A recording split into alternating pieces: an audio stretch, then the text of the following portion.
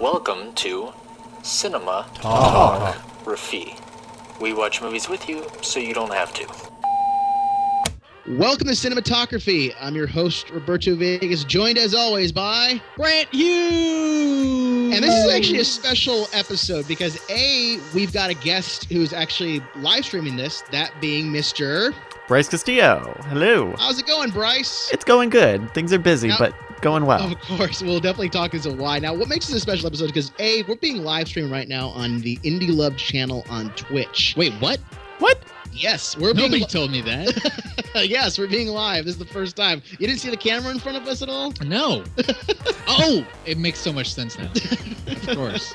What's amazing about this is because I know a lot of people out there in Indie Love probably have no idea what cinematography is. And this is actually a brainchild between me and Brandt in terms of podcasting. Go into a little quick kind of spiel of what it is, because you had the best description for this whole shtick of ours. So I mean, we just watch movies for you so you don't have to. Exactly.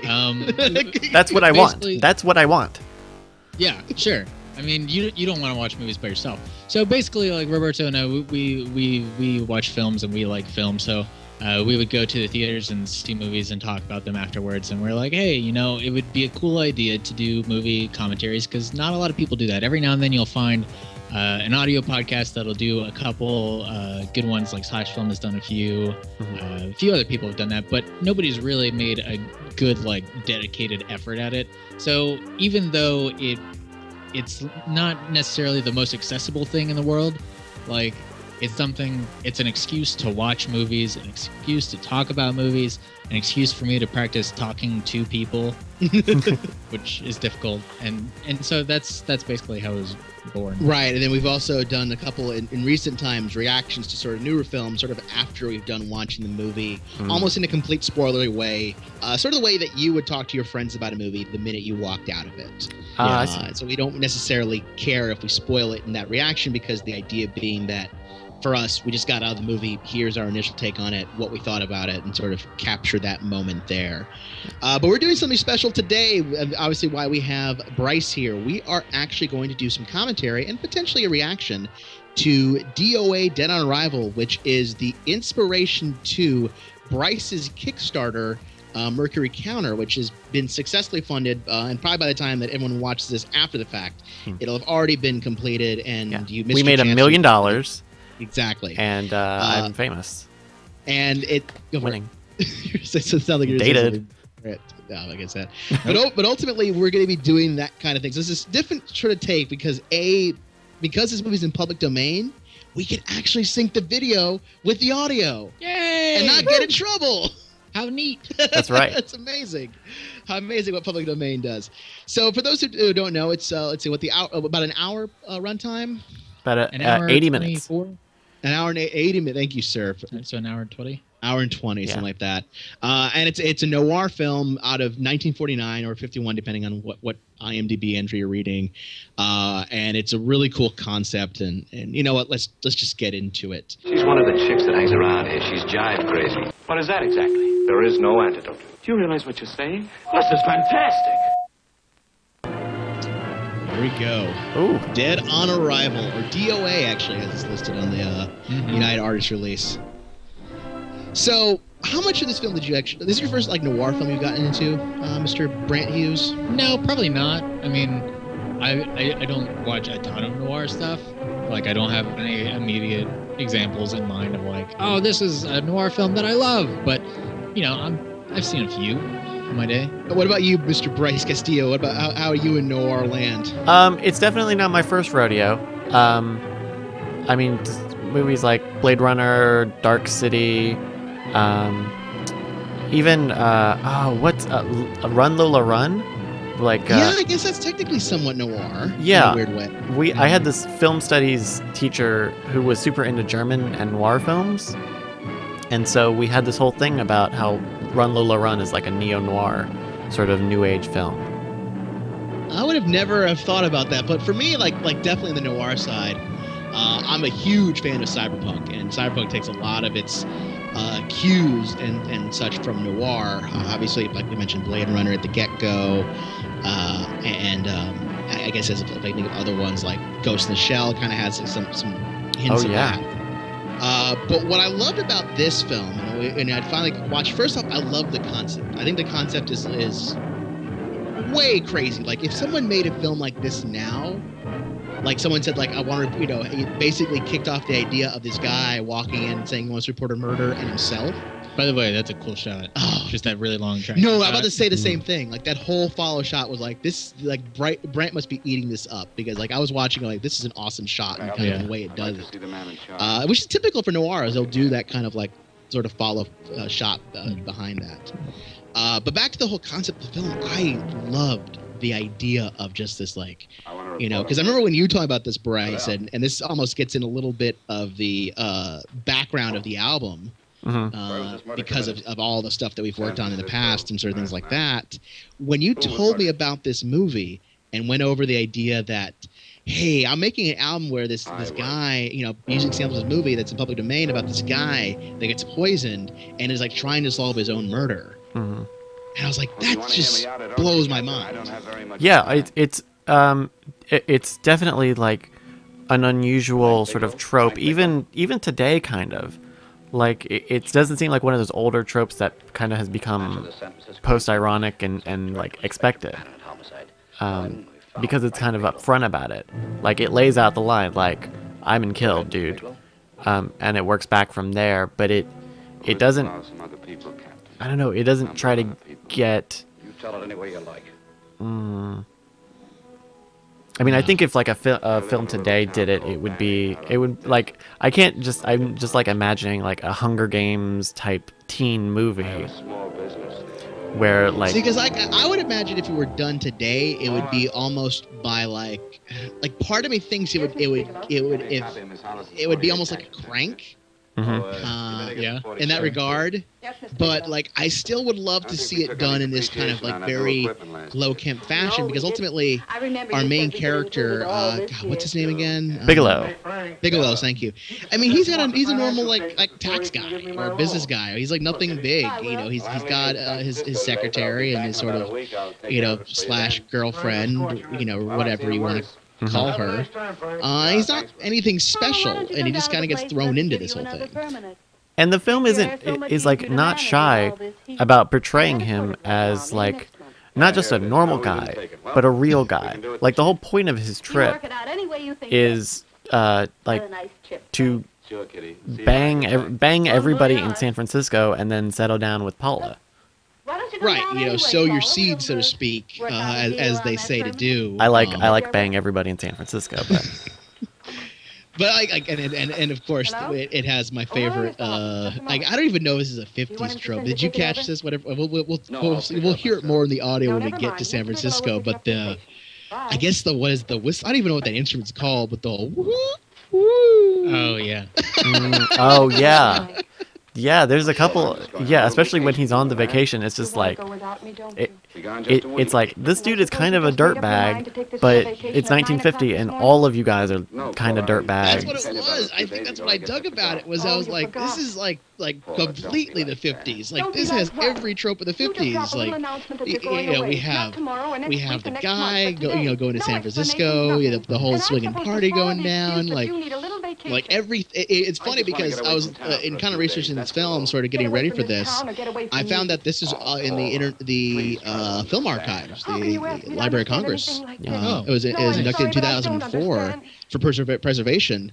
Which it's funny because like when it came out, this film, it was panned. It was like nothing really, but that's in regard to Citizen Kane. That was also panned when it came out, and it's funny how years later, because this was in public domain and didn't get quite renewed, how much this has kind of come, because a lot of people, when you look at this movie, talk about this as like one of the best noir kind of films and up there in terms of levels. Yeah. Going back to what Bryce was talking about, the way they handle the story, it's so smart because it's like they set the stakes at the beginning, and dude's gonna die, like that's an inevitability, and that's a really clever way to build up tension and stuff. Yeah, because he's got this countdown, this timer, and he doesn't know when it's gonna go off, but he knows it's guaranteed, and it's really interesting how they build up. You know, you kind of have to have some kind of not like twist or turn, but you have to have him evolve in some way, and he, you know, in him trying to find this person who killed him and why they killed him. That's a really interesting natural evolution of that consequence, you know. Yeah. And as a character, as a personality, Bigelow sort of, his personality doesn't sort of evolve. He's always kind of this brash, sort of rough around the edges guy. But when he is put into the role of his own detective, suddenly all of those negative points about him become practical and useful. And it's almost like a redemption thing, you know? Yeah.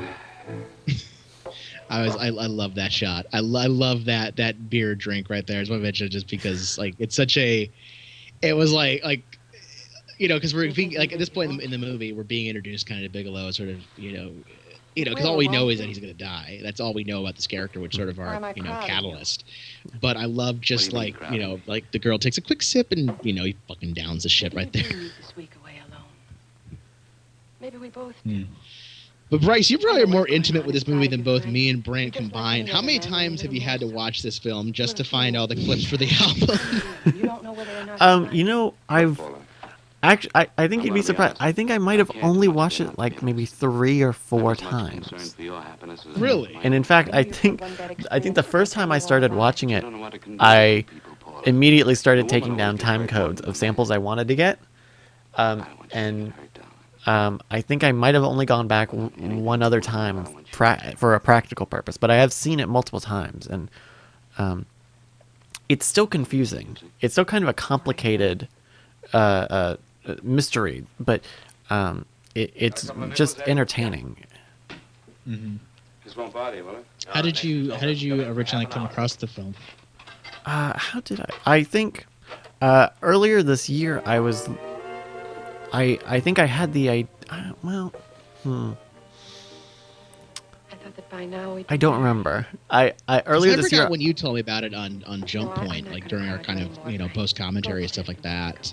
I don't like it. I remember. I know I made a song earlier this year called Headcase, which used samples from Romero's Night of the Living Dead, which also entered the public domain. Right. And at the same, I guess it must have been on the same webpage that had that movie, this was also listed. And among all the sort of kind of so-so movies, this one really stuck out just from the title being kind of unique as just D.O.A. And then the sort of description, which is just interesting in its own right, that Frank Bigelow is going to die and he has to find out who killed him because of this poison. My name is Bigelow. That just in itself is fascinating. Here we are, Yeah. sir. My name is Bigelow. All right, I think we can start up the whistle counter somewhere on the side here. Because I'm curious how many. I think there's like, what, 3 or 4? Maybe 5. There's I know there's a few like in quick exactly. Like There it is. There's one. Is it always like this around here? No, this is I don't know if that's a trope. Like I have not watched enough older films to note. I haven't watched enough older films to note if that's a trope or not. I mean, I know that the whistle is a trope, but I don't like the specifically of putting that sound effect in there like that. Yeah, it almost feels like go for it. Doesn't really resonate that well with me. It almost feels like a holdover from the silent movie era, and that maybe that's what it is, because it feels like so. It feels like so forced, even in this film.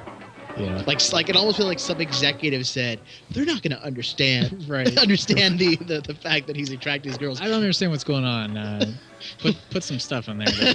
Put some sound really sell it. Yeah, put some sound effects in there. That'll get into the silent film crowd.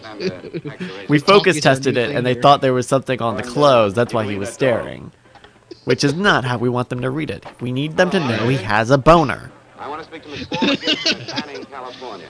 Yeah, that's right. See, we gotta compete with the talkies. You see, I didn't even know when silent films and sound came into history of film, so I couldn't even tell you that being truthful or not. Well, sir, but Well, I don't know. silent films kind of went out got in. in the 30s or 40s. Okay, so this is about the time. So it was a little bit after. a little after, but not enough that way probably after. somebody might have said, you need to have this, sound effects. That just feels like that kind of silent film thing, where if you were in a theater and there's a piano and organ, someone would have that for Foley's sake and stuff like that. Did a Mr. Phillips phone you? Eugene Phillips of Los Angeles. No. He will. He phoned the office 3 times today. So yeah, Said he wanted Bryce, to get in touch with how you. does it feel so He said his far most to urgent and imperative gone through that this he reach your entire, phone. since we're obviously this is associated with your Kickstarter and sort of everything that's gone into it. How has this journey felt so far? Because I remember when you had came to me at the get-go, you had said, "Hey, Robert, I think I'm going to kickstart my album." And I remember you even showed me like early stuff about the Kickstarters and everything planning. Like, how long had you been thinking about doing the Kickstarter? The Kickstarter launched about almost 3 weeks ago. It's almost over. And I had probably been planning it the previous month or two. Because honestly, the production on the album was just kind of chugging along, and when it was done, I would send it off, and it would get finished. But it's a sizable cost to have a whole album mastered, and I knew. And once the idea of like, oh well, I can get merchandise printed and made, I can get shirts with stuff of a thing that I made. I can have a shirt that has a thing that I am associated with made, and I thought, I can't kind of pass that up. I'll call you tomorrow. But the journey has been pedaling uphill the entire way. Just yesterday, I got proofs of the stickers back from the printers yesterday, of digital proof, and they weren't right. One of them was very, very wrong, and it was just like, I'm trying to do it your way, which is still kind of a new thing for me, doing merchandise stuff like that. And so it was this kind of frustrating. Thanks very much. It's always just kind of like trying to fit in somewhere where you don't know, where you almost don't know, where you know almost everything you need. But, well, I'll be honest. I'm glad you're taking this one, because I'm, as a guy that's kind of gotten into a lot of different productions and a lot of different side of, his own sort of things. And obviously we do a podcast, Jump Point, together in terms of gaming. I've been kind of interested in getting some merchandise and some stickers going up. Yeah. So I may have to pick your brain later on about all that stuff and talk about it. I have words to say about the sticker company. I'll tell you that much.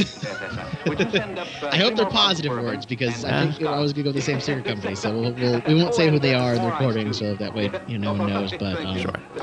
You could probably. But they are a major one. They actually are a major one. When you look up stickers, they actually are the big one. Yeah, they are a bigger one. You and the boys entertaining some fires. The usual thing. A few drinks and some laughs. Fight Club reference. So this hotel scene in the movie, and maybe it's a being of it in a different age, but it confounds me. Oh, that's number 5. It is. It confounds me because the hotel is hosting this conference, but like this whole hotel floor is just like mingling singles. That's what I was wondering too. It's such a weird thing, because you're absolutely right. Like, whenever I think of modern, now hotel rooms, I wouldn't even dream of leaving the door open. Yeah. Like, I would just shut the door. Like there wouldn't even be a question of, do you want me to leave the door open? Like, it would just be, I'm going to close the door and the person's going to walk off. But even the idea of like, do you need anything else, and that you're already asking the bellhop, give me a pack of razor blades and something else. Like I would never in a hotel, like even and I've been in fancy hotels before where they've had, bellhops and those sort of things, people that bring your bags and all that, all the things that are required for a fancy hotel to exist. And it's never been like a question of like, do you want me to leave the door open? Like that never would strike my mind too. It's not like everything's a bumping party where people are like, yeah, come on into our room and stuff like that. Yeah. Like, what about you, Brandt? I've been in my fair share of hotels, sure. Only time we've ever left the door open was at Dragon Con. That'd be the only time I'd imagine that you'd have it if there's a convention going on and like, you have a party room. Sure. Yeah. And that kind of seemed like I can kind of see that, but like this is like a business conference. So I don't know. I'm kind of I can't not be in 2014 and look at this. Yeah. Oh yeah. No, I could never see this happening in 2014. Also, it's kind of a small conference. There's like 20 people at it. Well, I think it's implied that like these are the 20 people on this floor, and like the other floors are like this is the 50s party floor. What's amazing is that this actually comes from 2014, and right above the floor is like the dubstep and everything else. Oh, sure. I love her hat. I do too. What I love actually, like what I really adore about this is just it has such a, and this is a weird thing. I mean, obviously it's an older film, but like there are those older films that have so much of that era in them. And I think that's what I dig about this movie as much as I don't. There it is. This is not lightly, bad at all.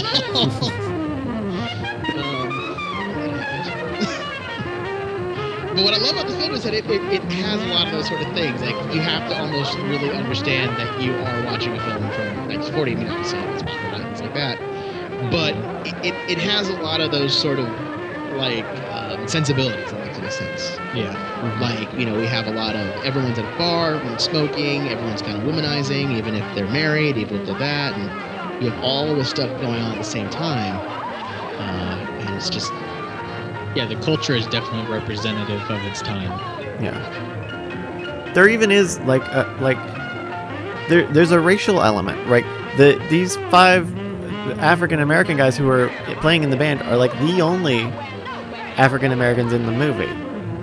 Even near the end, the kind of foreign characters are only kind of for it. That sounds weird. Okay, that sounds weird to say. Well, he is playing like a motherfucker. I will say that about this guy. Mm-hmm. This guy can play the sax. That, of course, they got the life preserver. The what is it called? Life preserver. Lifesaver. Thank you. With the letters jive on there. So, I mean, the letters that spell the word jive. Not the letters jive. There is no letters that do. Although, the jive alphabet, that would be pretty dope. That would be pretty dope. I don't know what it would look like. Yeah, I'm about to say, like, what kind of characters would that have? I don't know, man. What would it be? Step off? I don't even know. That tells you how much. That's my favorite character. That tells you how much jive I truly play. Honestly, no. One of the people in our chat who's watching live says, doesn't it remind you of the crows from Disney's Robin Hood, which didn't have any racial element to it at all? Well, what's funny is I was actually like, if we I think you've had enough. Oh man, you're here. Oh, and here's our mysterious figure.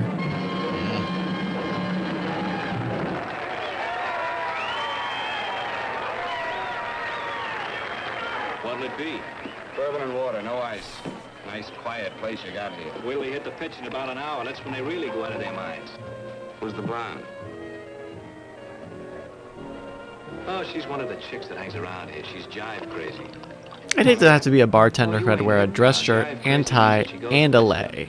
Yeah, I'm about to say, this guy's got a weird, I don't know what he's trying to tell us kind of vibe going on. Well, it's probably a thing of the convention, everyone's getting loose and crazy. Calm down, Jack. I guess. Don't me, man. I'm being light.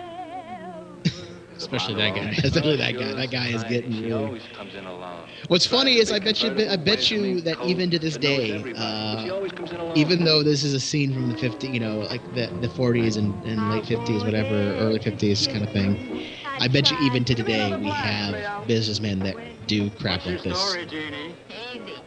Oh, I bet. Probably like that guy. I mean, people are crazy. Hello. It's not even crazy. It's just like I think that's why I really dig about this movie is just like that kind of, you know, all that the world itself. Because again, like the story itself, I think could easily work and translate to now. Like if somebody wants to make a fortune on a movie and have this awesome concept, remake this film with a bigger budget in modern times, and you've got in the Windjammers universe. Yes, in the Windjammers universe. No, but seriously, like if we had like a let's say like who director would you want to remake this was movie? bourbon. Well, sure. This movie? You saw me pour it. Ryan Johnson. Oh God, that'd be amazing, Right? Anything you say. That would be amazing. Because like if a competent director took this like thread, there is so much you can do with this in a modern kind of setting and sort of and have it done that way. So because of that, you know, if we take the story away, then what, you know, if that story is timeless, which is great, what is excellent about this film is just the fact that it is this kind of time capsule in terms of watching it, because even though the story translates very easily and it's not hard to comprehend this. Well, what if I told you that they did remake D.O.A.? I saw that, but I heard it didn't do so well. Right. They did it in 1988 with Dennis Quaid and Meg Ryan. And they changed a lot of the story elements, apparently. Yeah. Which may be partially why it is not as well received as this original. Well, that's the thing. That's why I'm saying, like, get a competent director, get somebody that could do not just do noir per se, but understands all the subtleties of this sort of story and kind of sells it. And get, of course, you know, good cast. Like, who would play Bigelow now? If we were to cast him. I don't know. I might have to think about that. It'd have to be a What if it was Tom Cruise? Like, what if it was Tom Cruise being crazy, womanizing? That might work. I'm not. You'd say no, but that might be interesting because like I didn't get a chance to see Edge of Tomorrow, but I heard the biggest point for that film was the fact that Tom Cruise just wasn't playing Tom Cruise, sort of playing the sort of lower character. One of the few pickup shots in this movie. This movie has a lot of longer cuts. I mean, not just the opening tracking sequence, but you can kind of, I mean, it's a product of the times, but there's a lot of these long takes. Yeah. Even in conversation. Well, it's just that's how it was. But even I mean, a lot of, you know, this is not in the early days of film per se, but these are definitely the early days of sound and sort of syncing it up. Yeah. But even the shots that are longer are really kind of cool ones, like that opening shot, the kind of following shot behind. I'm like, that's just a really cool shot. I'd love to do that, like in a modern film. And not a whole lot of films these days really take advantage of those sort of long continuous shots. I mean, that shot of him getting out of bed would have been like 12 shots in today's. Right. Him wiping his eyes. One of him turning on the bed, one of him getting up off the bed, and then a wider of him actually walking. But even then, even having that kind of thing, and it's funny that I look at that and not even notice it, because like a lot of those shots would be things that like I would have to deal if I did a film like this, because of the fact that I don't have like 4 cameras and things like that. You know, you have to kind of get certain shots certain ways. Mm-hmm. So here's Frank Bigelow drinking. Yes, sir. Scotch and a beer in like 8 a.m. in the morning. I want to imagine it's actually 1 o'clock their time, and it's just like anything else? Oh, thank you. That's all. It's Breakfast of Champions. Yeah. Waiter, Yes, sir. take this away. Is there anything wrong, sir? No, just take it away. I don't even want to look at it. Are you all right, sir? Yeah, sure. All right, I just had too big a night, I guess, that's all. Need some fresh air. Of course. Thank you, sir. Keep that robe on, Bigelow. Jeez. Yeah, Jesus. I need some fresh air. You're at St. Francis. This is the Swingin' Hotel in San Francisco. There's another great, a couple of long tracking shots coming up. That I'm always a big fan when these older films take the time to break away from their sets to do stuff outside. Yeah, there's a lot of really great on-location stuff. You've here. got to imagine. I mean, we are lucky in the era we're in terms of film. You know, that we as like kind of like you in particular as sort of a very much digital guy, you're able to do these sort of shots at a cheap sort of level. But if film right now we say is costly and it's really not terribly costly, like then it had to be this, maybe not sacred resource, but definitely something that, you know, costs a lot more money. And two, just getting, you know, setting up an outside shot and you know, not having the ability to see what that shot would look like and just hope it got captured a certain way, and didn't overexpose the film or blow out anything or anything like that. Because you would, you know, and that's the era of dailies where I don't even think you've got dailies. I don't even know how that worked out for development and things like that, of actually watching what a shot looked like. I want to get the results of those tests we took. I don't know. Again, it's just, you know, a lot of that I'm just, I always want to watch an older film. I imagine like how far we've come in terms of stuff. And I also do wish that somebody, you know, we're right now watching the archive.org version. I wonder if there's a cleaned up version of this film, because I would love to see it like a better transfer of this. There actually is. The one I recommend is from Image Entertainment. You can get on Amazon for really, really cheap. And they have a very clean transfer. But they updated the title cards, and so I think that's how they keep their copyright on that transfer, which is why we're not watching it. Oh, is that how you do it? Sick. Interesting. But you told me I was in good shape. Yes, I know. Now that we know that, Brandt, we should start a business where we take public domain films and like just slightly change the title card like 1 pixel. Okay. Well, then Say see, that's a change. they must have done a total retransfer of the film because they overwrite the old. They're not on top of the old cards. They are in place of the old cards. Well, because like, okay, what is obviously right now ours is a 4:3 aspect ratio. Like, is that the I couldn't find what the official aspect ratio was of this movie. What do you mean? You mean there's nothing? On the Is it traditionally DVD I've got 4:3? here, it's 4:3. Okay, no, I know that. It's more because I'm like, again, that era of filming, you know, this doesn't feel like a pan and scan at all. Like, it's not, you know, it's not moving the camera around in weird places. So I'm imagining this is the official aspect ratio of it. I mean, I bet it is 4:3 because I think this was before they started getting wacky with trying every aspect ratio possible. Yeah, I think this was shot before CinemaScope kind of came into play. Oh, really? Wow. I think.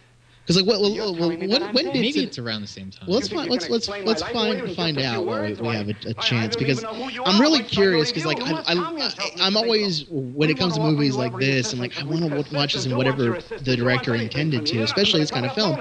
And again, it doesn't feel like a pan and scan, so I don't think it's, you know, I think it's natural in this aspect ratio. Yeah, so CinemaScope came into creation in 1953. Okay, yeah, that's well before this was like 49. Yeah. Okay. And CinemaScope is what they did. So like, yeah, anamorphic format wasn't even invented when this came out. There might have been wider formats, but nothing as wide as 2.4 to 1 ratio. What's the matter with you? Doctor, I want you to examine me for luminous poison. Come right in here. So What I think Bryce, is kind of an interesting facet of this movie, or at least the script, is they very deliberately avoid naming the poison. Even through these medical scenes and the title card at the end, they only refer to it as a luminous poison. yeah. There it is. I've actually seen multiple threads online trying to uncover what exactly that poison, radioactive poison, it could be. Well, I don't think it matters, because it's very much a MacGuffin. But it's supposedly real. that's the thing, is that it's based on a real poison, though it probably doesn't make your blood glow. No. But I'm saying ultimately it's the catalyst to push along the story. It's the like I say, it's the MacGuffin. It really doesn't matter that it doesn't really matter. Like it's like, oh, there's a poison that's causing it. Like, well, what poison? Who cares? It's going to kill you in 24 hours. Does it matter what it is? We can't fix it. A week at the most. You were going to say something, Brandt? Yeah, I was going to ask Bryce. So like the film takes its own story and tells it in its own way, and then your album kind of retells it through your lens. How do you feel that your version of the story differs from the original? I think that's tough. That's tough because when my approach to it has been to leave it open to interpretation. Okay. But my take on it is definitely a more futuristic approach, a more Fifth Element-y type of universe compared to like a more humanistic, like Bioshocky type thing, where it would be a lot of the same players and a lot of the broad strokes, rushing around, making these kind of large action sequences. This is one of the tracking shots I meant before. Yeah. What I love is how they're kind of getting around some of the technical limitations. Like, we get this long tracking shot. Even before this kicked off, they did sort of this weird, so like they're doing that kind of sweep and pan, so that way they can kind of get it, because I know like one of the more famous kind of tracking shots of later eras was in film. I think it'd be Hitchcock's, I forget which movie it was, but like there's this like long continuous shot that technically has one cut hidden, and it's like right at a column, so they could kind of get away with it because when the film essentially ran out, and they literally could not go beyond that. They had to switch the reel at that point. And I like how they kind of still imply that there's this continuous running by just sort of cutting, these like swiping kind of cuts and things like that. Yeah. Were you thinking of? I think it's called Rope. Is it Rope? I think that was his film that was an effective one take. Yeah. Because it looked like one take, but like because film at the time and even now, there's a limit of how far you can actually record on one one roll of film stock. And so the way he slid in cuts will be like at columns or at like things like that, where it's not in the sense of the movie, it's not a cut, but in terms of the technical aspect, it is a cut. Yeah, and there's kind of a digital spiritual successor to that. I forgot what it's called. It's got Elizabeth Olsen in it, and it all circulates around this house, and it looks like one continuous shot take, and it's pretty cool. At least from a technical. Oh yeah, that's right.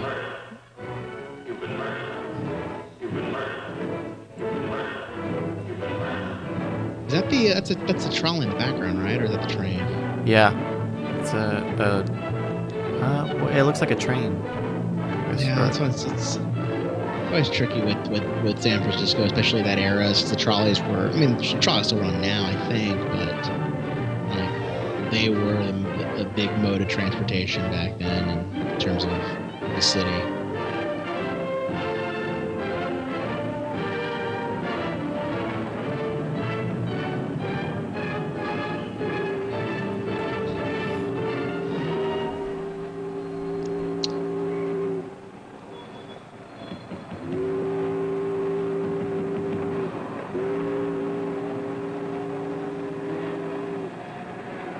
I wonder if these bars are actually real. Like, I wonder if they're still around today. Yeah, I don't know. That would be an interesting thing to see. Let's take a San Francisco LA where tour. Exactly all this stuff is shot in San Francisco. You'd be like Andrew Mann and try and find Monkey Island. Just go out there and search for the lost bars of D.O.A. Did Andrew Mann seriously look up try to find Monkey Island? Like, yeah, he did. I did not know that. I kind of want to see that. He did that as he was shooting Don't Trust Aunt Germain, because he was in the area, and he found where Monkey Island was. Like we're talking like Monkey Island, like the park kind of place. Oh, okay. Yeah, not an actual island. Oh, okay. It's like again, I think it was called Monkey Island, right? Because like I don't when I think Monkey Island, I think the video game. That's why I'm wondering if you're talking about the King Kong Island or something like that. Because Andrew made looking up a gaming related island. I'm now intrigued. No, it's just this place that had like hundreds of monkeys back in. Oh, back in the day. yeah. That Monkey Island, not the game Monkey Island. But no, I would love to see that because a lot of these films like have that kind of thing, like a lot of your famous kind of cinematic areas. Like I remember in towards the end of the film, they shoot in that one building that's in like every movie. Oh yeah, yeah. Don't strain yourself. I forget what that building's called. I think I know what you're talking about. Yeah, it was in Blade Runners and 500 Days of Summer. It's I think it's in L.A. That I don't know if it's in L.A. And I bet you if you guys look it up, you'll find it. I remember a friend of mine when I first found out that fact that it was like this movie has been everything. It was back. I think it was like for first South by Southwest, and I somehow bumped into some guys that were in part of the film track, and they were friends. They became friends of mine, and we started chit chatting about stuff. And they had mentioned that building to me. I had no idea about that pedigree. Was that this like famous hotel building was like in or abandoned? I don't even know if it was a hotel building anymore, but was in like Blade Runner and stuff like that. And you mentioned 500 Days of Summer, and now in D.O.A. Or was in D.O.A. I should say. Finally, in 2014, it's in D.O.A. Paula, will you stop talking so much and tell me where his office is? All right. It's the Phillips Importing and Exporting Company, Bradbury Building, Los Angeles. Bradbury Building, Los Angeles. That's right. Say, this is really a switch. Listen, if you want to reach me, I'll be in Los Is it called Angeles. the Bradbury Building? I'm sorry, I don't Paul. I've think got to so. hurry. Look it up really, because we're gonna be changing from locales to LA soon. We're actually, how far away do we know? We are 38 about minutes. 38 minutes, almost halfway. And of course, what 50s movie would be complete without a scale airplane. an air sequence in a spittoon? Wow. Yeah. This must have been when it actually was a real building then. Yeah. The Bradbury Building, yeah, that's the name of the film. Let's see. Yep. Wow, that's amazing. I'd like to There you see go. someone in charge here. There we go. At the Bradbury Building, you can all visit it and see D.O.A. He's our controller. Let's see, what movies does it say it's been in? It was featured in The White Cliffs of Dover, The Indestructible Man, Caprice, and a couple other things in terms of television. Apparently, there's also an Outer Limits episode. Demon with a Glass Hand. What can I do for you? Well, Mr. This Phillips is a phoned my piece of office cinema several times history. yesterday. I'd like to So find as out sort what it's all as about. a You know, mystery Mr. tale, yesterday? if you compare it to something like the Sherlock Holmes series, where he had that whole set of commandments of the way you should write a mystery story, and that the audience, like all of the facts should be laid out before the very end and reveal, right? Merely said he phoned my office. My office will be here in Los Angeles. But D.O.A. kind of doesn't do that. Miss Foster. Like you follow these different narrative strings, but it's really only at the very end that the reasoning and the motivations actually come out. Do you think that detracts from it as a detective's tale, at least Roberto, because you've seen it? Now, if you don't mind. I guess for me, it's more of the I don't think it detracts. I think it might add to it because what I like about this as sort of a detective thing is that you already have the answer, you already have the outcome, you already know what's going to happen, and our main character knows what's going to happen, and he's only got a very limited time to solve this. Like someone like longer detective novel has, can span days, weeks, months, I and that, see. Be fine with that. Yeah. There's no kind of perception of time. It's not like, time's running out or something's happening and someone's back to that.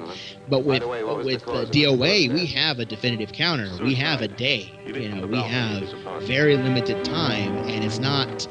It's implied that this guy is like running across trying to find all these threads.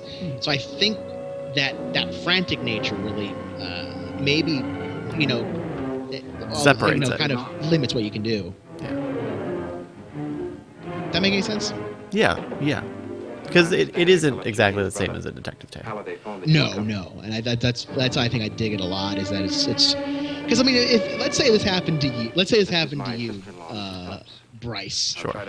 that you happen to get poisoned and had but 24 hours to figure out who the hell was trying to kill you and why.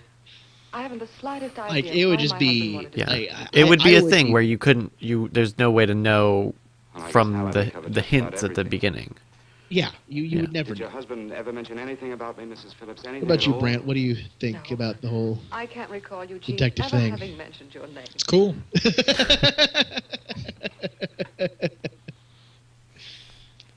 Yep. I hate to ask you this, Mrs. Phillips, but it's of vital importance to me. Do you know why your husband committed suicide? Oh, You're certainly not the most diplomatic person in the world, are you, Bigelow? Were you a friend of my brother's? I never met him.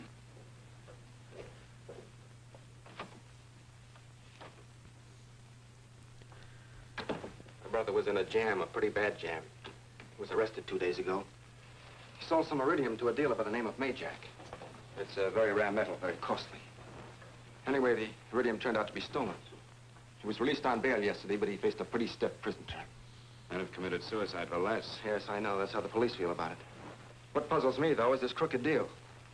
Knowing Eugene, you wouldn't say he's the type of man to be mixed up in anything like that, now would you? I told you I never met This him. is a common thing for Brandt and I. We will traditionally in a movie get a little too sucked into it and start actually watching it, I have no idea. forgetting we're supposed to be That's odd. recording and talking Then how to could it be of people. such vital importance to you? Movies, Well, this man. is The answer to everything this is where the actual mystery sort of You know the answer to Yeah, that, that's too. why Evolves. everything's kicking off, and I want to kind of watch it again.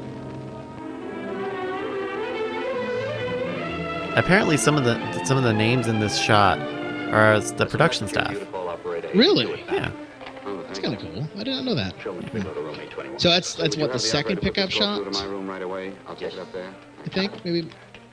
I know we had Um, like how many pickup shots have we had so far? Because you mentioned there's not that many. I think there've been a couple. Couple, yeah, that probably might be 4 or I've 5. been- There's been a 4 or number 5. of them. something like that. well, Sinbad, I'd just about given you up for lost. One of our commenters says, Detective Bigelow, irradiated gigolo.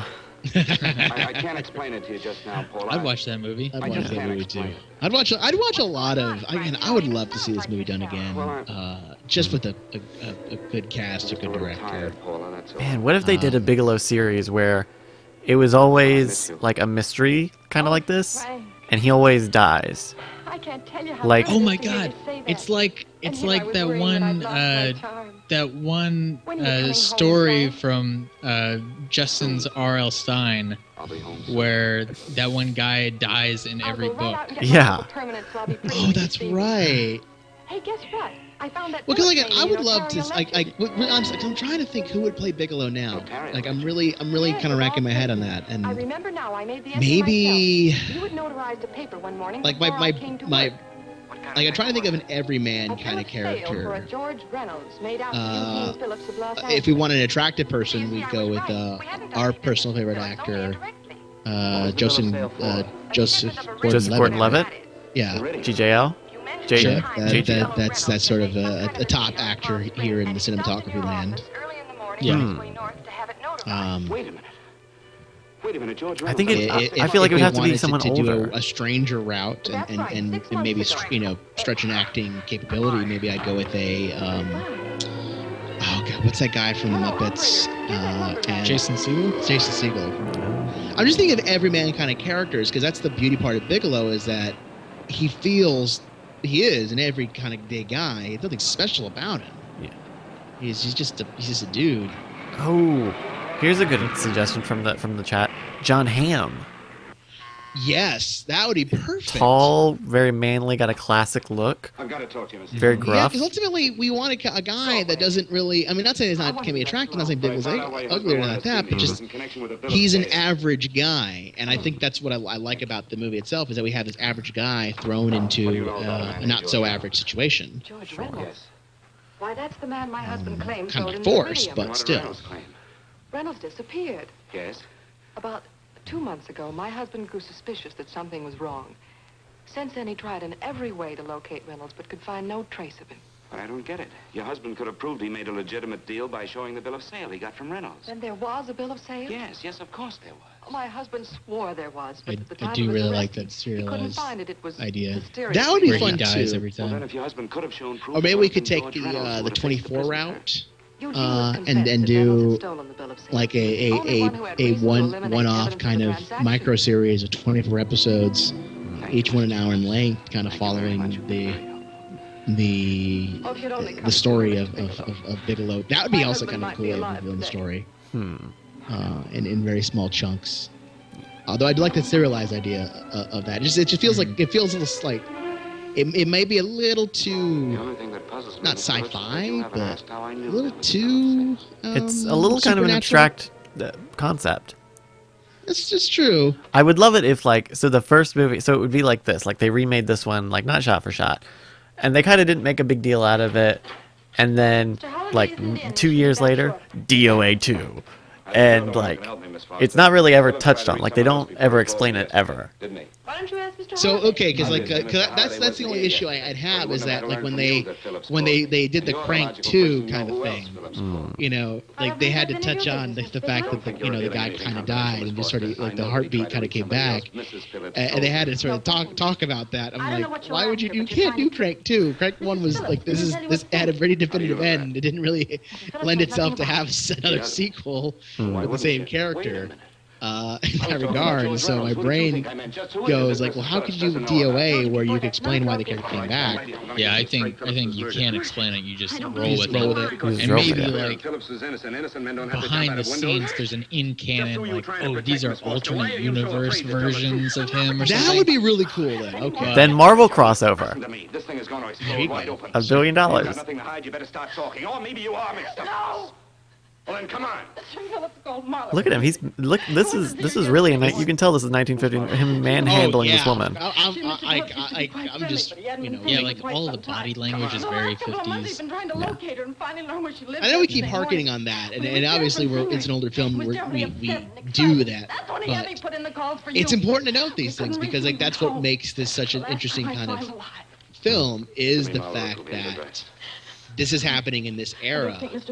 I mean, like I don't even know. Like I said, this film when it came out, like if you go to the Wikipedia article, you can read the review is like, it's an alright film. It's not anything special. Like I forget the exact words, but it was something along the lines of, and I'll pull it up because You must be pretty friendly with Stanley. Miss like they Foster. were like you read it and it's like this like almost kind of scathing review, and I'm like, really? That doesn't seem like the movie I watched, and maybe that's just the sensibilities back then. Like, I wonder, like, what other films came on during this era at that time. I'm sure there were plenty of films that came out.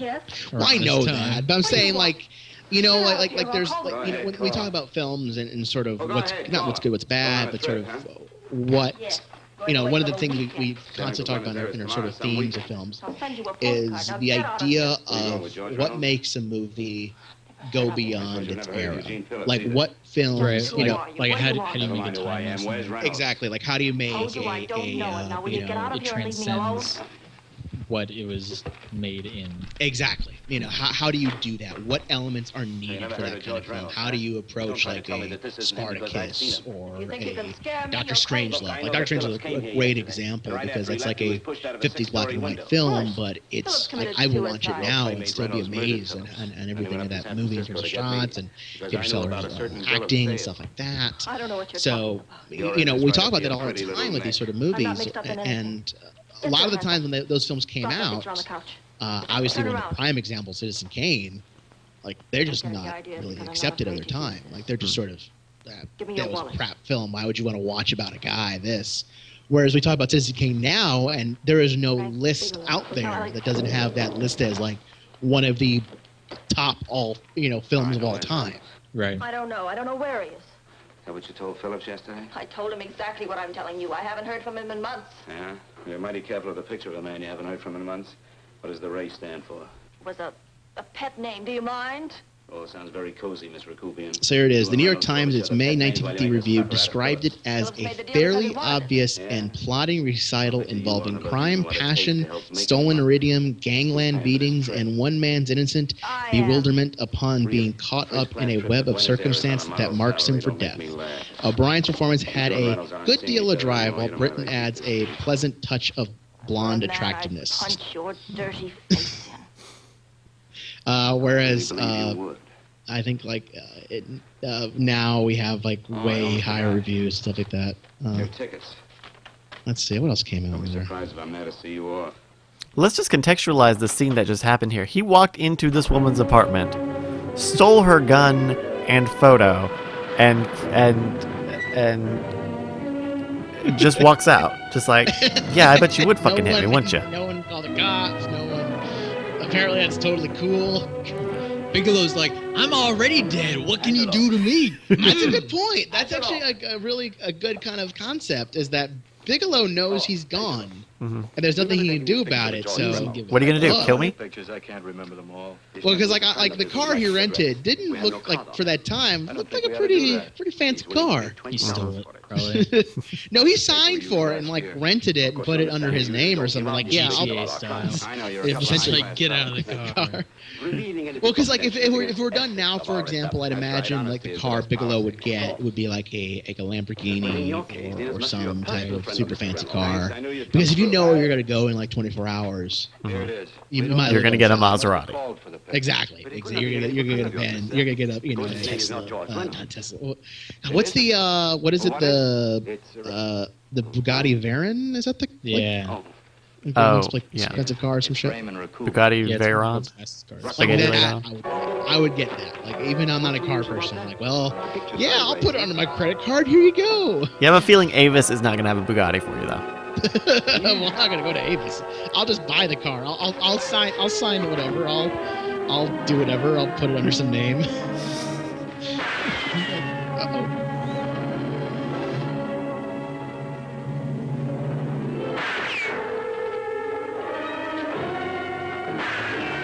This is another kind of awkwardly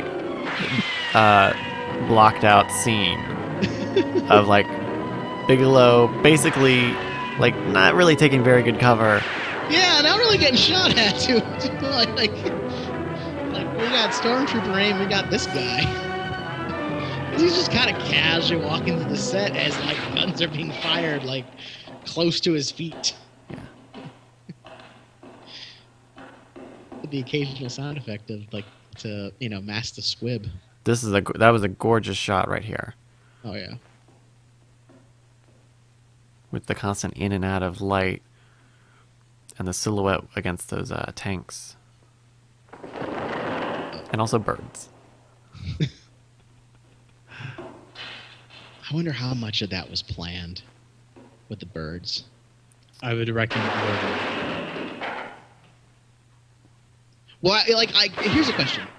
Let's say you're directing this shot. Would you tell your actor about the birds?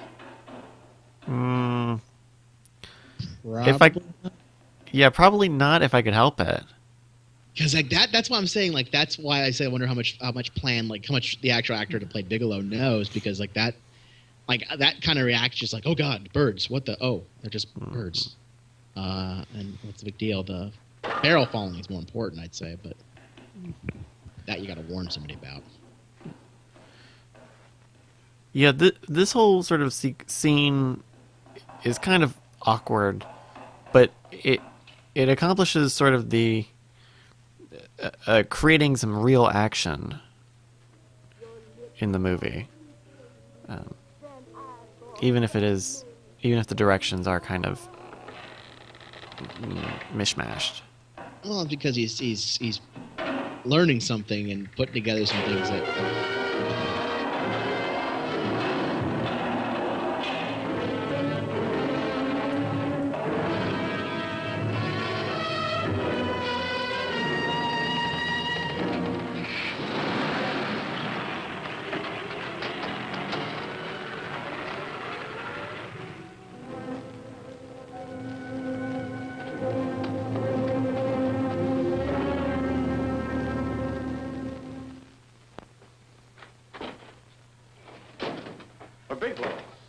Are you all right?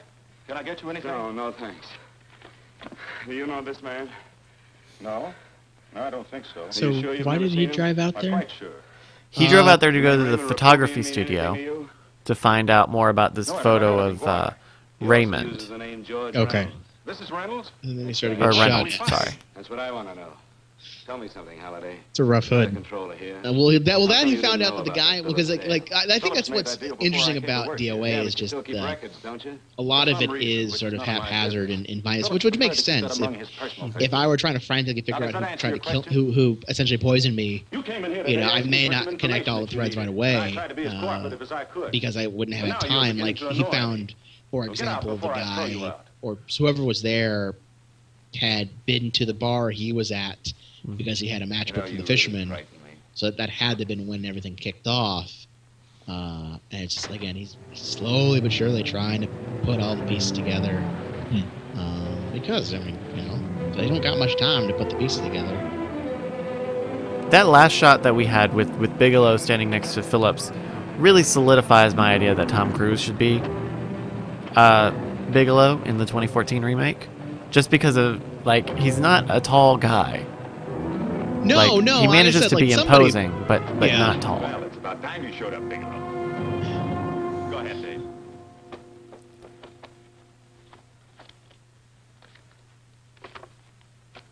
Real cute, ain't you, Bigelow? Just real cute. Mama didn't lose much time getting a hold of you guys, did she? Shut up. Let's go, Bigelow. Look at him. He can't take it. Soft in the belly. You do that again and I'll kick your face. Lay off, Chester. Cut it out. Shut up! Who asked you? Then let him answer. The clerk might know he's in. Go ahead, Bigelow. This is another great shot here. There's just a lot Hello? happening. Frank, why did you hang up on me? I've Like, been it's one of trying those to get you for hours. complicated shots that, I'm sorry, like, Paula. I was in a hurry. could be a Well, painting don't be in such a hurry and this tell its time. own You didn't give whole me a chance story. to Oh, finish what I yeah. had to say. I wanted to tell you that McGowan was in hollering his head off because you didn't go over the books. Tell McGowan to get another auditor. Sure. Sure, I'll just do that little thing and lose the best paying account we've got. Do as I tell you, Paula.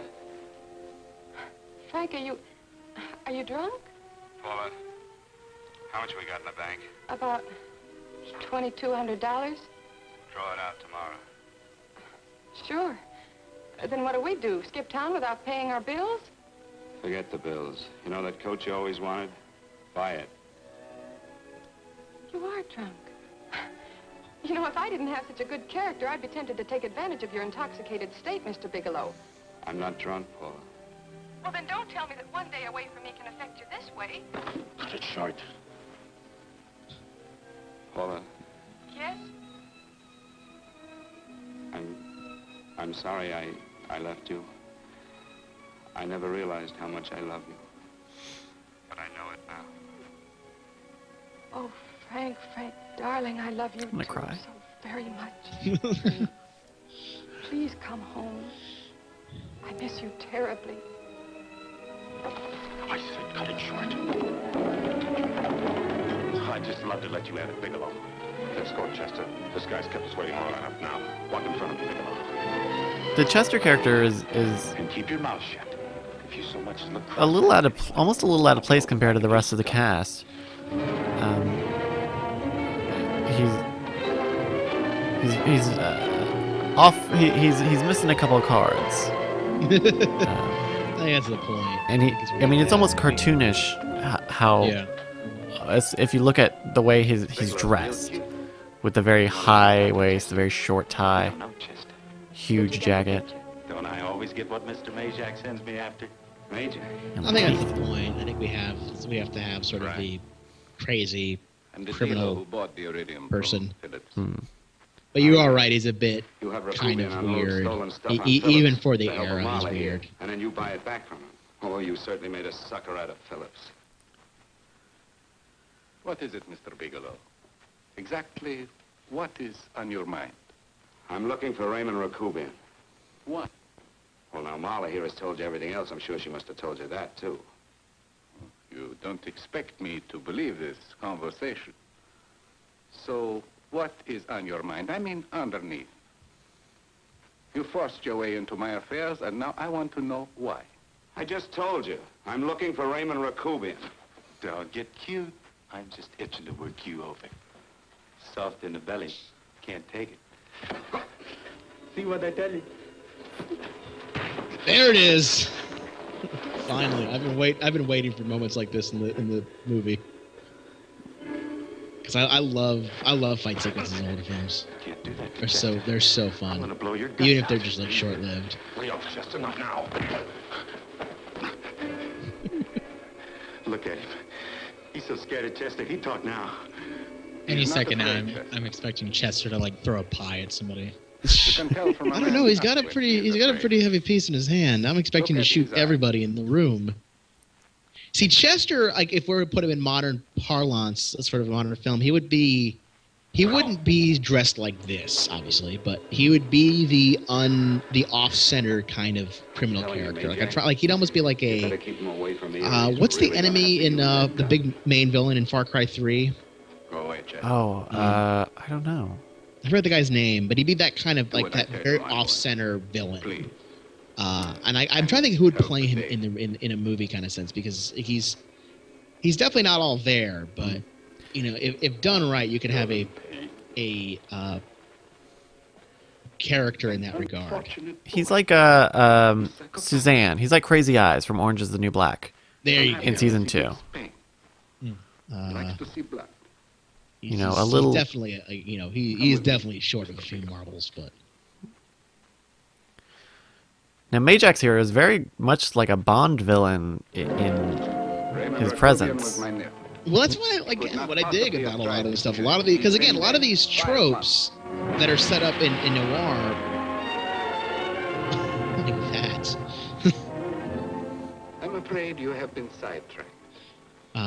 You know, a lot of these are very common sort of Somebody made an tropes in attempt noir, again today. and the way they're I had no executed. reason to kill you. Believe What I me. dig about it is just it has like a lot of those sort of Certain bill of sale. You notarized you know, the bill of especially in the sale for early Raymond. Bond films. Not Rakubian. They borrow What some I of told those you was notes. true. Not all of I them, had but no you know, a reason to couple. kill you. That's a closet Because this is before. I don't know if this is before the novelization, Under the actual Bond circumstances, novels. You could go I know it's definitely before the Bond movies. Now you I couldn't tell you present about the if it's problem. before the You know too much, and I Casino haven't been- Royale, the actual book. Chester! Suppose I were able to prove to you that I only want to find the person who tried to kill me. And I won't cause you any trouble. You know I can go to jail for 10 years for this little business. 10 years. At my age, that's my life. That means my entire life. With my life, I do not take chances. I am sorry, believe me. You want Joe to go with you? No. Just Bigelow and me. One of our commenters says for the 2014 remake, maybe Matt Damon Bye, Mr. Bigelow. as a talented Mr. Ripley type character Let's go, as baby. Chester. That would work out. I'm thinking more like I'm trying to think of my like off-centered kind of villainous kind of characters. Not villainous, but just sort of little touched. And I'm trying to. It's taking me a while to think back in the films those characters because there's so many, not just good ones, but just ones I can't think of. I couldn't think of an actor name. That's my big freaking problem. Is I'm trying to think. Should have done that, Bigelow. I don't like that. I'm going to Got enjoy anything? this, Bigelow. No, not really. I've done jobs like this. I know I'm stressing about it just because like it's that kind of character I'd love to see. And maybe I'm stressing because I want to like this movie feels like I never liked that puss of yours. like there's nothing thematically about this movie that I could not see doing. Like even this is such a classic kind of shot now in a film. You know, I mean it's the whole kind of like two-pan shot kind of car following sort of thing. That I would love to see thematically done now. Like I would love to see how they'd approach it now, and you know, there'd obviously be more action sequences and things like that. You don't like it, the belly? But like it's that kind of film that if somebody with a budget, not even that much of a budget, it could be a very very low budget Hollywood film. Yeah. Because it's not that you're not dealing with too many complicated kind of shot. Like you could do it indie style very easily. You're not dealing with CG film, stuff like that. It's not like it has a bunch of giant set pieces that are super complex or anything. Yeah, and it yes, it's in San Francisco, but you can essentially put it in any town. You could put it in, let's say Los Angeles. Takes longer when you get it in the belly. Even New York, because the idea being that Bigelow comes from sort of this no-name town, and then the minute he gets to the big town, that's where shit kicks off. I would love to see this done again, because I think that if we had a director that understood noir, like look at this, this would be a total like that could have been, even though it's not that long a shot here, that could have been that sort of kind of car fighting moment, if you will, kind of action shot where you could have him struggling with the car for a bit, and then kind of take this into a longer, drawn out follow kind of action shot. I thought this scene was pretty cool. It has a weird sort of grounded feeling that you don't really get in a lot of modern shootout sequences. I guess you're right, yeah, because it's we're actually in here. We're in a drugstore, for Lord's sakes. Yeah. There is a lot of it's I think it's kind of the on location versus studio set feeling that we mentioned before. These people don't realize what's going on. That reaction shot. Oh yeah, that's such a bad.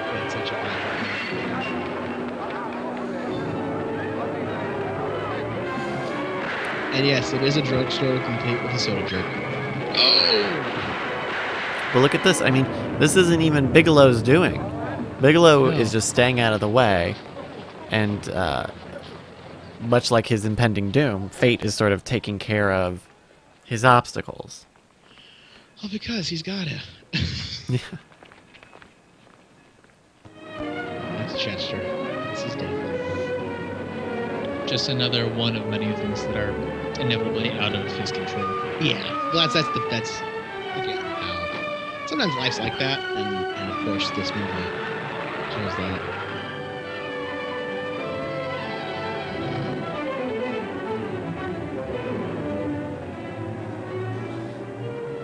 Frank, are you all right? Yes, I'm all right, Paula, but what are you doing here? How did you get here? Freddie Ross threw me down. I had to come. I had to see you. You shouldn't have come, Paula. You shouldn't have. What is it, Frank? You're in some kind of trouble. I know it. Look at you. You're a sight. Your clothes look as if you've slept in them. Are you ill? You are. You're feverish. I'm all right, Paula, and I'm not in any trouble, believe me. You're lying, Frank. Right after I spoke to you, I got a phone call from the San Francisco police. They asked if I knew where you were. You didn't tell them anything, did you? Of course not. It was the homicide detective that called. What is it, Frank? If you're in any kind of trouble, you certainly can trust me. Look, I'm not in any trouble with the police, Paula, believe me. But you can't stay here. You've got to go back to Banning right away. No, I won't go, Frank. I won't. I'm staying here with you. Paula, it's better that you go back, believe me. Why? What's this all about? Most of my conversations, I have this kind of personal space. Is this how this works out for you? You Yeah. just like, go back home, Paula. I can't tell you why. I'm like 3 inches away from their mouth, just like, hey, I'm talking to you like this, real close to your face. That's how we do most of these episodes. That's how we usually do this arm in arm and in really intimate shots. We have a recording booth over there. It's actually my closet. We watch the movies on a smaller screen. This is the first time we've done it on the couch ever. Don't ever be frightened of anything again. Will you promise me that? I love you so much, darling. More than you I could even imagine now framing a 4x3 shot. Until I loved you. It's tough. Sometimes when I used to be And I don't even mean that. Like I think of that always in older films because you, and especially I could even believe having to fit everything in that shot and do it correctly. There's nothing I can do about it. I feel so helpless. You're leaving me out of something. Tell me, Frank, what is it? Give me a chance to fight back. Just give me a chance, please. You do love me, don't you? Oh, yes, Paul, I love you. I never was more certain of anything in my life. I wasn't sure before. I was a little blind, I guess, but believe me, I'm sure now. Can you understand that, Paula? I understand. A man can be like that, Paula. Something has to happen. It can be a big thing or a little thing, but it can make him realize how much someone means to him, how much he This has got to really suck loves. for Bigelow. Oh, and I love you, Paula. Like dying? More than I ever well, thought. yes, More than dying, anyone but in the like world, I love you like he was trying to keep his lady out of it, so to speak, you know, because she like everything else, and he's right now at this moment just going through. You don't want my help. Like he is, like I would be going through hell. Like, fuck, I just realized this is the woman I probably should have married and been with. I know you're in trouble. I you know, because we, you know, the curse of a lot of stuff is we all think we have more time than we do, and I think that's what I like about these sort of scenes is that they exemplify them as best as they can. And I really, like I said, I'd feel terrible as Frank as a character because it's like, you know, this is it. Like, you don't get another shot at all this. And you wasted all your time. Even though you thought, you know, even if you thought you had more time. And I think it puts the stakes, it continues to keep the stakes up of Bigelow sort of taking this pragmatic thing of like not stopping and explaining to Paula what's happening because he needs to figure this out and then tell the tale at the very end, at least let her know as much as he can, but only after he serves his own sort of brand of justice. Well, because I mean, and it sucks. It's so bad. I mean, yeah, because I was gonna ask you guys why he was so just kind of reluctant to let her know anything that's happening with him. To keep her out, because ultimately, a lot of the hero characters don't like to have, not because they don't want anyone kind of worried about them, it's just, it's that I don't want you to feel the pain that you're going to feel. I want to try to keep you away from that as much as possible because, you know, because I'm going to die. Like, I'm over. It's it. There's no way to fix this. Right, if he tells her and the stakes become apparent to her, she's going to say, well, we need to spend the last 4, 5, 12 hours that you have left together. Whereas Frank is like, I need to know this. I need to get this down. I need to tell somebody. I need to dictate. Because like, ultimately the hardest part about, like, you know, this whole mystery is him learning why he's in the state that he's in. It was the poor bereaved little widow who did And that's such an important thing for his closure on his life. That he's like, we have to do this. I can't tell you this because if I tell you this, you're going to come with me and there's a chance that you may get hurt. And I'm already going to get hurt. Like, he already knows, you know, right off the bat that of course he's going to be gone. And so by kind of shielding, you know, was it Paula? Paula. Yeah. Paula from it and sort of saying, I can't tell you because I don't want you to get hurt. Because you have more time. You can avoid all this. I can't. My fate is sealed. And so now I've got to figure out for the kind of my last hurrah why it is it's happening the way it's happening. Yeah, but I mean, like, even by him not telling her anything, that's not really keeping her away. No, it's not. But I'm saying like. Let's put you're in that perspective. Would you tell, like, this is the girl you realize that you are in love with, that you're going to marry, that it's going to that she would have been the one, as they say. Mm-hmm. Would you have told her right then and there, after you realize this, after all that's been said, I'm sorry, I'm going to die? Probably. Really? Probably. I mean, it's so hard to say. Like, I don't think I would. I don't think I would either. I think I would say I would try my best to spare her the pain.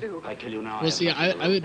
I think it would be so important to build up expectation and anticipation, just so that way you can prepare yourself. You could brace for impact. Right. I get what you're saying. But when time is of the essence, when time is of the essence. And why me? Why did he want to kill me? Isn't it, or at least, wouldn't it be better, quote unquote, better to die, a hero who served justice, or a guy who almost got there? That's why it's tricky, and I get where you're coming from. I get where you're absolutely coming from, and there's merits to that too. For me, I think I would be like Bigelow, but I just do not, I can't bring you through this because I don't want to see you get hurt.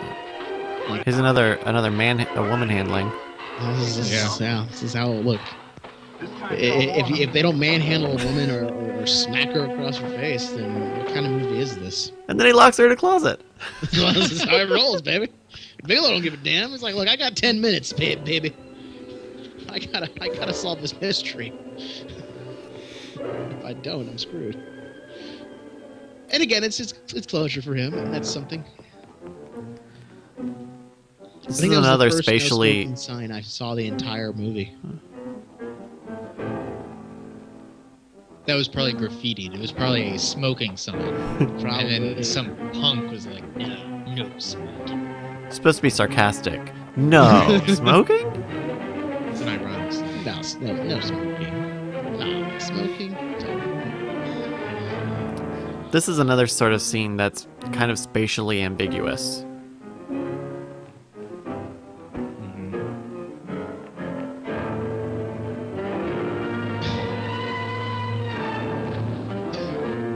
That was easy.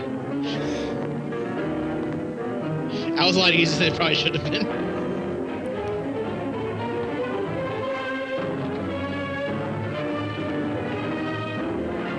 Man, this score is good.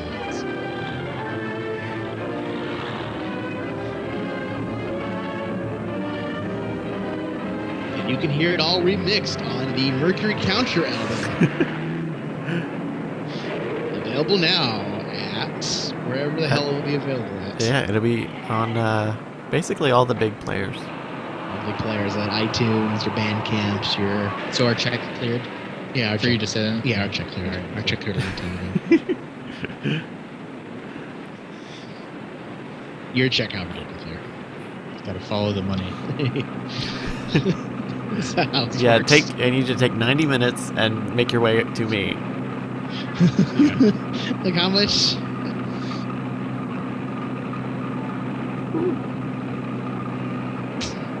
What? That was an awkward fight. Look, he's in there.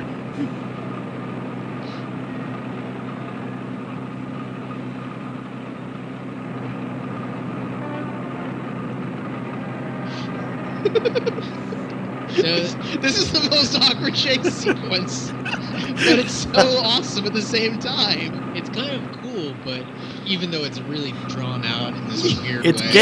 it's going long. It's going very long. Like, it's just such a weird chase sequence because it's like, But it is kind of cool in this this weird. He's on a determined rail, a determined path. We know exactly where he's going, how he's going to get there. Yeah. What the hell is he doing? Well, It's actually clever. I know, but like the thing is, I think that bugs me about this whole film is that what was I gonna say? It's not like they all. Come on. Oh, I see. He's taking advantage of the police officer. Yeah. To avoid these because it's. Come on, let's break it up. Move along now. Let's get No one going. wants But to- he ain't no snitch. No, he ain't no snitch. I'm just saying. Not to the end, of course. But, even these. Snitches get iridium poisoning.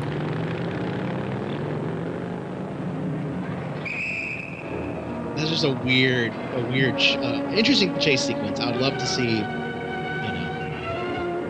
that done in a different manner. It was basically the prequel to Speed. Was that the prequel to Speed? Yeah. that they had to keep it below 30, above 40, below 10. below 10, but above 15. And right So next it's to weird. a car going almost as fast. Sure. Oh, hey, are we in the building now? I think we are. Yes, we're back in the building. Nice. And you get We're you get a back, really actually, 'cause we were there earlier too. Yep, back in the Bradford building. Here's And our then- mysterious figure guy. I like that they kind of let you forget about that jacket and scarf until this very minute. There's a beauty shot. Yeah, if you look at that shot, you can definitely tell it's the Bradbury building. Just watch Blade Runner again, watch 500 Days of Summer. You'll see that exact staircase kind of thing there, almost intact. It's actually kind of haunting seeing that because like I've seen that so many times in other films that I'm like, I recognize like that building. Yeah.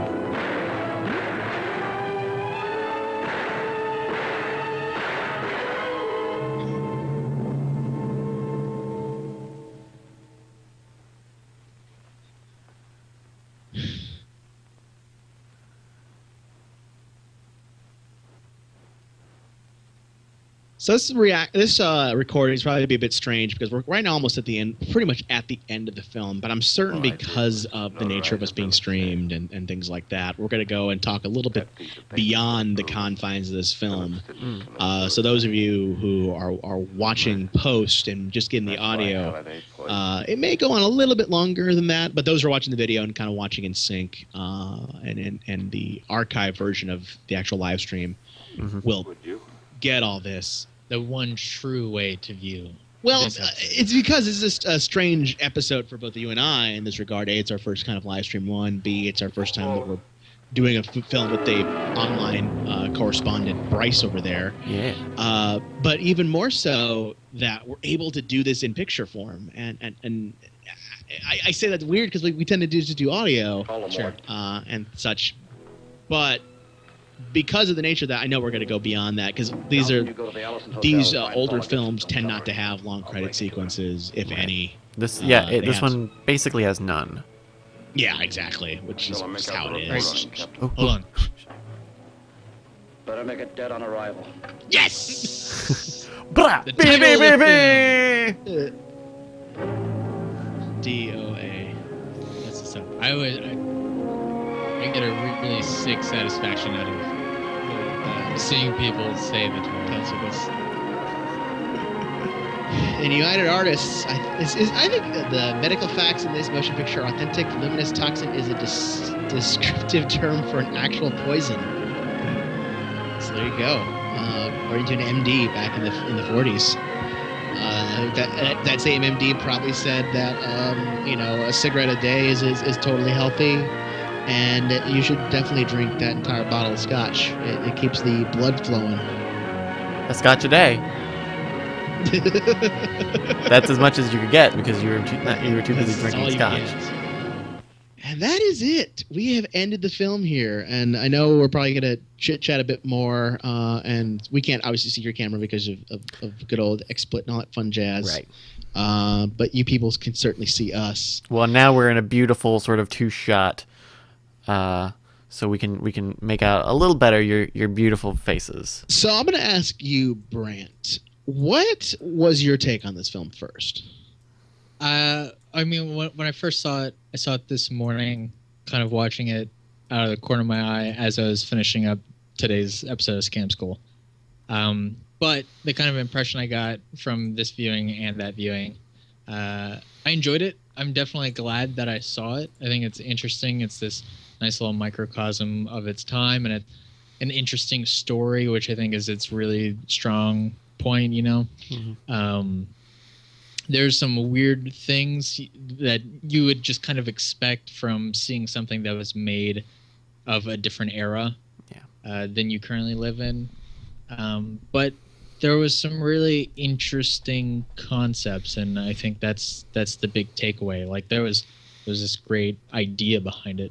Now, the same way, especially because, it is very much of its era. It is of the 50s. There's no ands, ifs, or buts about it. It is, I keep saying 50s, but 49 and 50, you're on the tail end of that decade. You're pretty much in that era. It is very much of that era. It has a lot of those sort of hiccups in terms of, people smoking all the time, people drinking all the time, manhandling of women and kind of stuff.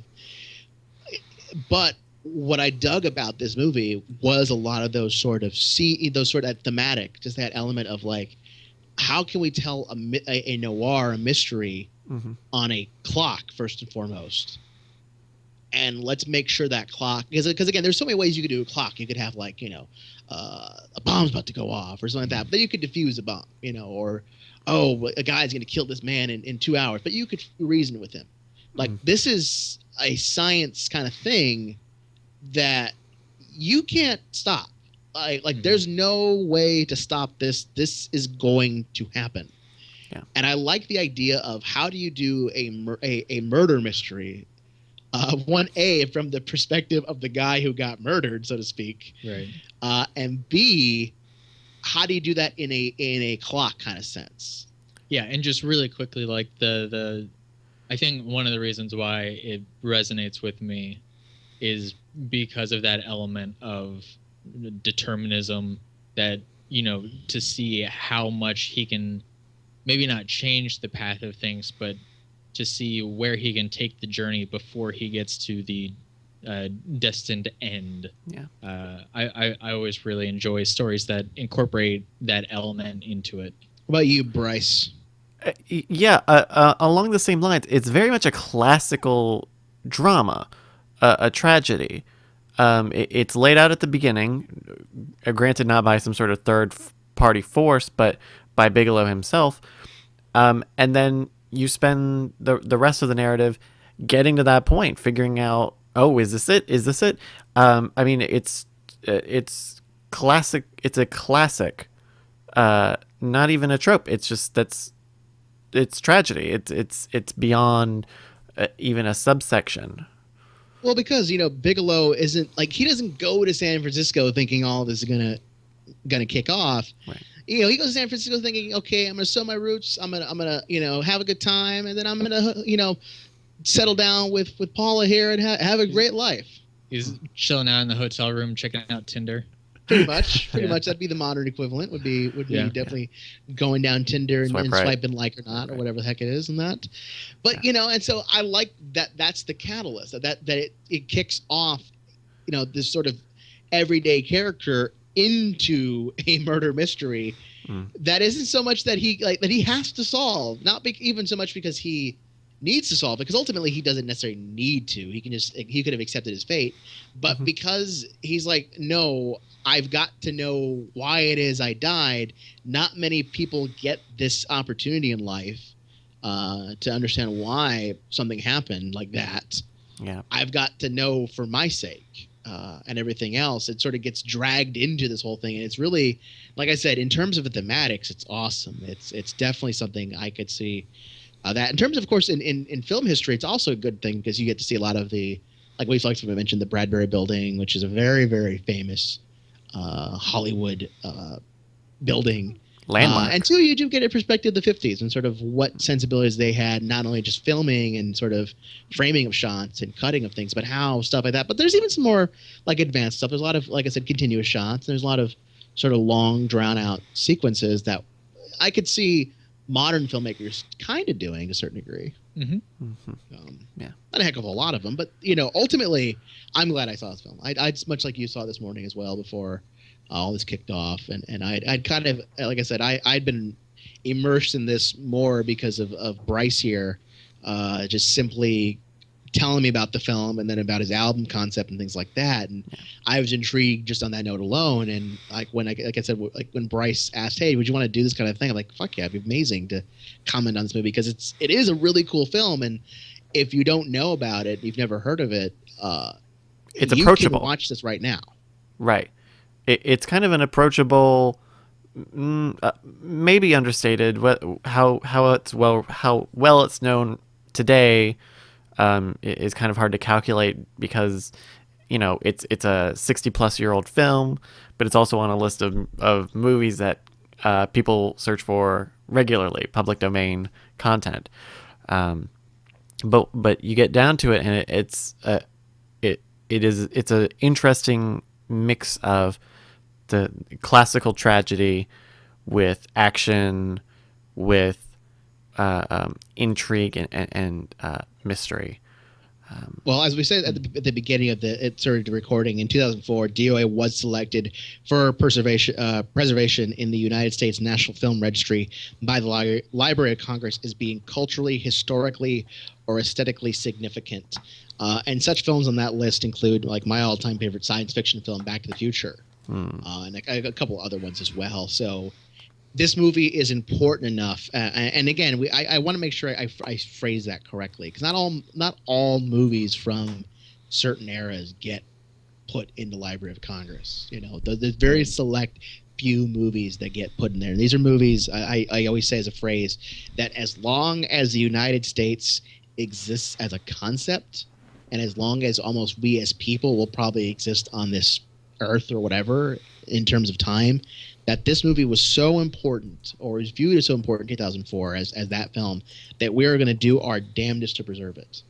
And that means a lot. Like that's very significant. Like that's a very, that ain't a long list. It's not like the longest list. Like, let's see what else is kind of preserved in 2004 to kind of give an idea. But like I said, the only one I can think of just right off the bat, just to put in an idea of films in that list, we have stuff like Toy Story, Fargo, Goodfellas, Raging Bull. Technically Birth of a Nation's there, not because of the thematics in it, but because of the techniques it did in terms of camera stuff. Yeah. But we have Phantom of the Opera, we've got Mickey Mouse, Steamboat Willie in there, we've got Wizard of Oz. So this movie, because of everything it is, as weird as it sounds, in 2004 was viewed as, yeah, we need to make sure we keep this in that. And I'm glad that, Bryce, you picked this movie out of all the things we mix. I mean, obviously it's public domain, and that makes it easier. Yeah. But it's a very significant film that I think needs a lot more attention in modern times, because it's such a, again, thematically, it's something I could totally see working now. Yeah. Mm-hmm. It's kind of a low key film from that era. I mean, people probably better know something like Citizen Kane or The Wizard of Oz, but if you go to the IMDb page, you can see that it's actually referenced kind of a lot in different cultural, little things like TV shows, like episodes of NCIS, or some small movie will have a screenshot, or you'll see them watching it in the background, and so it's kind of low key, but not totally unknown. And it would be amazing if this movie sort of had a resurgence, because the tale it tells is not, it's executed in its own time, but the story, like we've mentioned, could be anytime. Could be easily adapted, and again, it being known as a film that is in the film registry, it could that could easily bolster it. I think it's.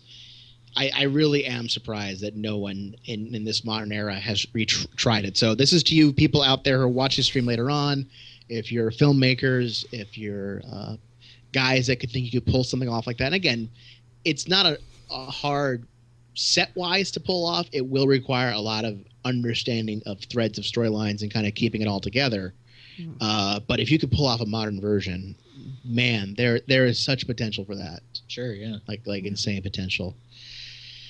Well, this is the end, I think. We've hit our good logical stopping point, and such. Of course, if you want to catch more of what me and Brandt do here in cinematography, you can head to our website, CosmicRadio.TV/cinematography.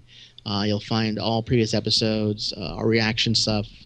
What's one of the more recent movies that you've seen? Commentary-wise, we did Inception not too long ago. It hasn't gone up yet, but it will soon. Mm-hmm. Some other stuff like that. Reaction-wise, we saw How to Train Your Dragon 2 last, I believe, and then we're going to see Guardians of the Galaxy this week, so that'll go up probably next week. Right. If you kind of want a more fun film, I think one of our funnier ones that we did commentary-wise would be The Mighty Ducks. That's right. That was just such a classic commentary, because it was more of a trip down memory lane for me and Brandt. I was about to say Bryce. Whoops. Too many B people on my podcast channel.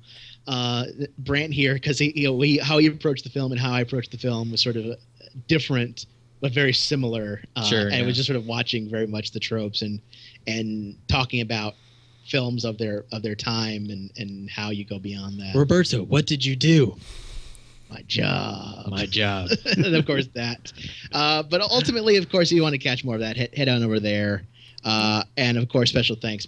Thank you so much, Bryce, for letting us stream this on that, and of course to the Indie Love people for letting us stream on their channel a non-game content kind of thing. Sure. Well, thanks for joining me, especially on kind of a little bit of short notice. I mean, doing an album based on a movie, you would think one of the very first things we would have done was something similar to this. Would have been to actually talk about the movie, because that's why I was like, I know that when you approach, I'm like, I know what we do. I think we should do this and this, and I knew that would be the rhythm of things, because that made the most logical of senses in terms of this whole production and such. Yeah. And definitely thanks again to the Indie Love crew that maybe I'm a part of. That's actually an interesting question if I'm still a part of the Indie Love crew. Why would that be interesting? Why wouldn't you be? Because on Because he said all of those racist things, and they were like, "No thanks, Bryce. No thanks." No, on Sunday we actually ended the executive show.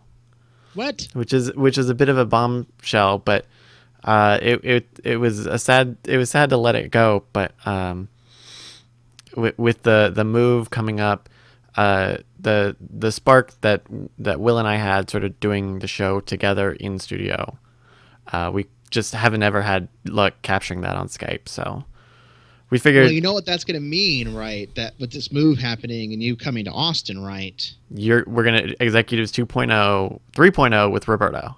Pretty much. It's gonna be jump point, and it's gonna be focused. It's gonna have. Yeah. Actually, you know, what would be kind of fun. I wouldn't mind seeing, and I'm not gonna put him on the spot, but I'm putting him on the spot here. I would not mind seeing an Executives 2 or 3.0 with you and Mr. Hughes here. Yeah, Ooh. I've got all the good visual bits from the Executives. So that's right, from the audio podcast, true. The Executives.